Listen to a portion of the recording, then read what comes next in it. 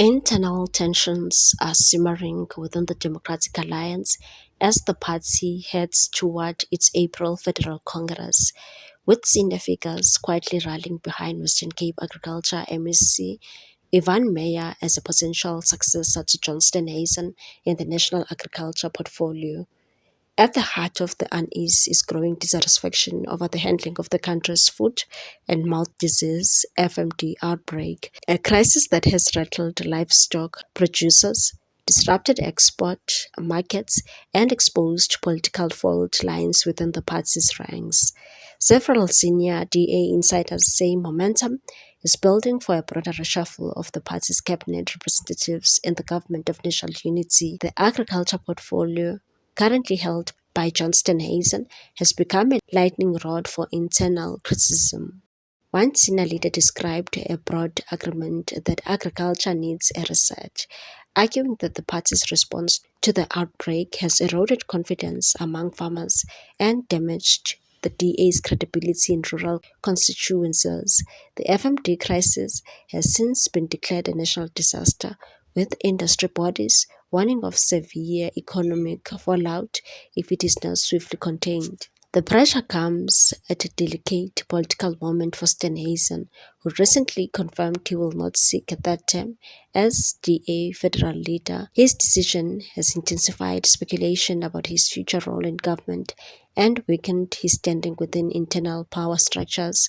According to analysts, Steenhuisen has pushed back against criticism, stressing that the outbreak predates his tenure and highlighting improved coordination between national and provincial authorities.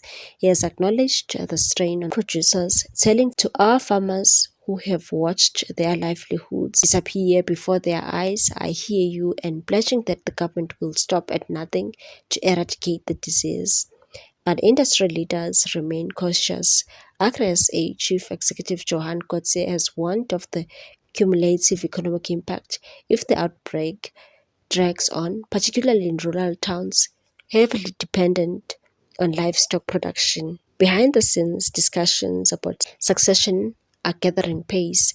Ivan Meyer, who serves as Agriculture MEC in the Western Cape, is increasingly viewed within the party structures as the frontrunner to take over the national portfolio. Should a reshuffle materialize, supporters point to his academic background in agricultural economics and his experience managing the sector in the Western Cape, arguing he could help rebuild trust with farmers and restore confidence in export markets. Provincial leaders from Gauteng, Northwest, and Limpopo are understood to have discussed his candidacy in internal forums, according to the party sources. Any reshuffle would likely extend beyond agriculture.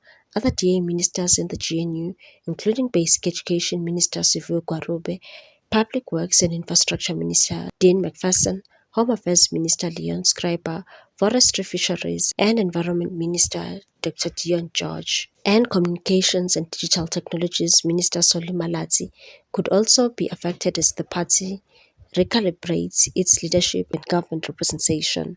Publicly, the DA has sought to project unity and dismiss succession talk as premature. Yet recent media engagements and off-record briefings suggest a more fluid and uncertain internal landscape.